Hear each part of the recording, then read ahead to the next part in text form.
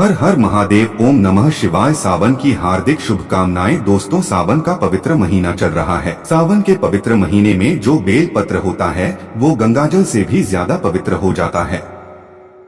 आज के इस वीडियो में हम जानेंगे शिवलिंग पर चढ़ा बेलपत्र खाने के फायदे। वास्तव में जब आप शिवलिंग पर बेलपत्र चढ़ाते हैं तो वो बेलपत्र कोई साधारण बेलपत्र नहीं रह जाता, वो साक्षात भगवान शंकर जी का प्रसाद बन जाता है। बेलपत्र भगवान शंकर जी को चढ़ाने के पीछे एक पौराणिक कथा है। कथा के अनुसार समुद्र मंथन के दौरान कई चीजों के साथ विश्व भी निकला। यह बीज चारों ओर फैलने लगा। पूरी सृष्टि को बचाने के लिए भगवान शिव ने इस विश्व को अपने कंठ में धारण कर लिया। इसलिए महादेव को उस दिन से नीलकंठ भी कहा जाता है। ब्रिज के प्रभाव से भगवान शिव के शरीर में ताप बढ़ने लगा, जिसके वजह से आसपास का वातावरण जलने लगा। और उस समय एक वैद्य से सलाह लेने के बाद जब देवी देवताओं ने सलाह ली तो उस वैद्य से सलाह ली तो उस वैद्य ने बोला कि आप उन्हें बेल के पत्र खाने के लिए दे। भगवान शिव को बेलपत्र खिलाया और जल से स्नान कराया। इसके बाद भगवान शिव के शरीर में जो उत्पन्न गर्मी थी वो शांत होने लगी। तभी से भगवान शंकर जी को बेलपत्र चढ़ाने की परंपरा है। हमेशा ध्यान रखना, 3 पत्ते वाले ही बेलपत्र चढ़ाने चाहिए। जिस तरह बेलपत्र की पत्तियां चिकनी हो उसी तरफ से शिवलिंग पर आपको चढ़ाना चाहिए। इस बात का आपको विशेष ध्यान रखना चाहिए और कटे फटे बेलपत्र कभी भगवान शंकर को चढ़ाने नहीं चाहिए। शिवलिंग पर बेलपत्र अर्पित करने के बाद हमें जल्द जरूर चढ़ाना चाहिए। इससे भगवान शिव को शीतलता मिलती है और उनका हमें आशीर्वाद प्राप्त होता है। इसके पीछे भी एक कथा है, क्योंकि जब भगवान शंकर जी ने जब गणेश जी का शीश खंडन किया तभी से भगवान शंकर जी ने संकल्प लिया था कि कभी भी मुझे खंडित चीज नहीं चढ़ाई जाएगी। तब से भगवान शंकर जी को कभी भी कोई खंडित वस्तु हो, खंडित पदार्थ हो, खंडित बेलपत्र हो, भूल से भी नहीं चढ़ाए जाते हैं। बेलपत्र को तिजोरी में रखने से बरकत आती है, तो ये वीडियो को ध्यान से सुनना। वीडियो में मैं आप लोगों को बेलपत्र से जुड़ी हुई संपूर्ण जानकारी बताऊंगा। मैं जो भी बेलपत्र खाने के फायदे बताऊंगा यह आपको कोई भी यूट्यूब में नहीं बताएगा।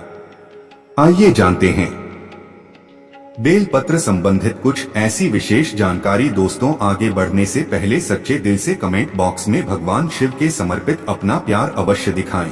हर हर महादेव। ओम नमः शिवाय। और हमारे चैनल को सब्सक्राइब जरूर कर लें। इसके मूल में अर्थात इसकी जड़ में ब्रह्मा का वास होता है और इसके मध्य भाग में भगवान विष्णु जी का वास माना जाता है। और जितनी भी इनकी बेलपत्र की पत्तियां हैं, इसमें महाशक्ति का वास माना जाता है। इसलिए ध्यान रखना कि कभी भी सोमवार के दिन बेलपत्र नहीं तोड़ना चाहिए। सोमवार के दिन बेलपत्र को कभी भी नहीं तोड़ना चाहिए। ऐसे में जब सावन का पहला सोमवार पड़े तो ये बात जरूर गांठ बांध ले कि सोमवार आने से पहले बेलपत्र घर में जरूर लाकर रखें। इसमें शिव जी का खासकर सोमवार के दिन वास माना जाता है, क्योंकि बेलपत्र के संपूर्ण हिस्से में भगवान शंकर जी का वास माना जाता है। बेलपत्र की उत्पत्ति कैसे हुई, आइए जानते हैं। तो इसके अंदर पुराण के अनुसार एक बार माता पार्वती के पसीने की कुछ बूंद मद्रांचल पर्वत पर जा गिरी। इससे बाहर एक पौधा उगा जो बाद में बेलपत्र के नाम से जाना जाने लगा और बेलपत्र के रूप में यह पूजनीय हो गया। देखिए, आप जब बेलपत्र को भगवान शंकर जी की शिवलिंग पर चढ़ाते हैं तो वो बेलपत्र एक बेलपत्र नहीं रह जाता, बल्कि वो एक भगवान शंकर जी का प्रसाद बन जाता है, जो कि असाध्य बीमारी को दूर करने में, आपकी पीड़ा को हरने में, जीवन में चल रही समस्याओं को दूर करने में बात समर्थवान और भगवान का प्रसाद बन जाता है। वो आपके लिए अमृत जैसा बन जाता है। तो शिवलिंग पर नित्य आप बेलपत्र चढ़ाते हैं, तो शिवलिंग पर चढ़ा हुआ बेलपत्र खाने से क्या फायदा मिलता है, आइए जानते हैं। तो शिवलिंग पर चढ़ा हुआ बेलपत्र खाने से शरीर के सभी प्रकार के रोग दूर हो जाते हैं।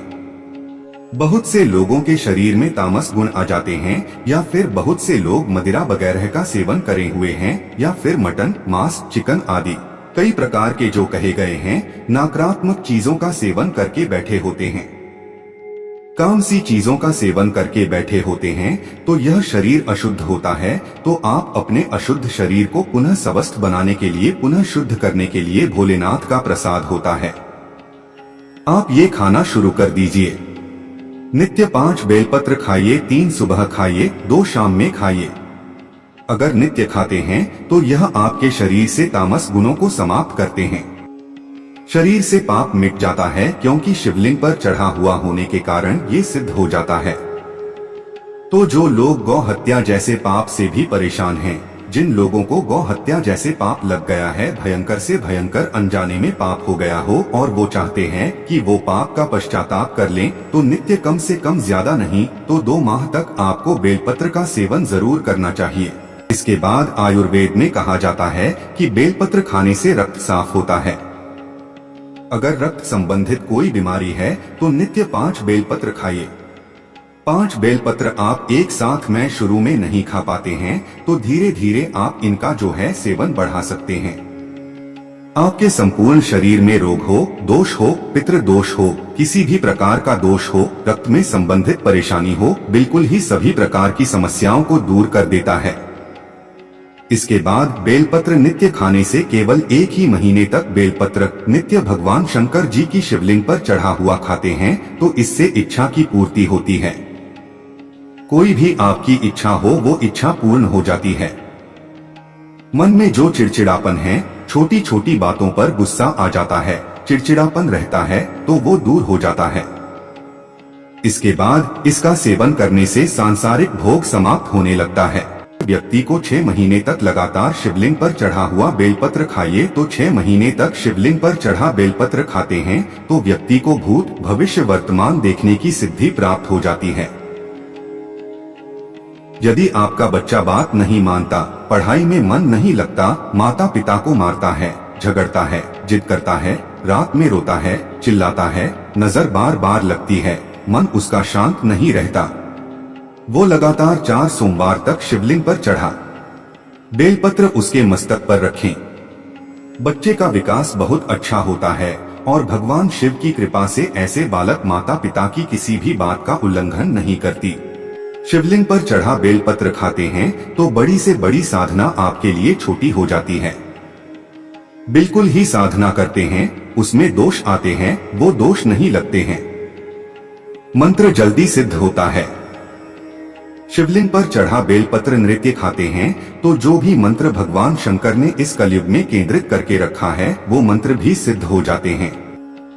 दोस्तों, 21 दिनों तक कोई भी व्यक्ति अगर बेलपत्र खाए तो व्यक्ति का दुर्भाग्य दूर होकर के सौभाग्य में बदल जाता है। यहाँ तक कि अगर आपको 9 ग्रह की पीड़ा है, आप में से अधिकतर ऐसे लोग हैं जो कि शनि है, राहु है, केतु है, इस प्रकार के जो नीच ग्रह कहे गए हैं, इससे हमेशा पीड़ित रहती है, तो आप 9 ग्रह की पीड़ा से परेशान हैं, कोई मार्ग नहीं सूझ रहा है, काफी सारा पैसा खर्च करते हैं, आप यज्ञ हवन करवाते हैं, फिर भी ना की पीड़ा शांत नहीं हो रही, तो केवल शिवलिंग पर चढ़ा बेलपत्र नित्य आपको 5 खाना शुरू कर देना है। सारे कष्ट भी मिटते हैं। आपके शरीर में किसी भी प्रकार का कष्ट हो वो कष्ट मिटता है। दोस्तों, अंतिम बताना चाहूंगा, अगर नित्य शिवलिंग पर चढ़ा बेलपत्र सामर्थ्य अनुसार खाइए, ऐसा नहीं कि मैं 5 बोल रहा हूं तो 5 ही खाइए, आपसे 1 बनता है। आप 1 ही खाना शुरू कर दें, लेकिन आपको नित्य खाना है तो इससे शरीर सिद्ध हो जाता है। आपका जो शरीर है बिल्कुल ही सिद्ध हो जाता है और आपको अनेक प्रकार की सिद्धियों की प्राप्ति होती है। आपके शरीर में पुण्य इतना बढ़ जाता है कि आप जो शब्द बोलते हैं वो शब्द लगने लगते हैं, शरीर में वाक्य सिद्धियां आ जाती है।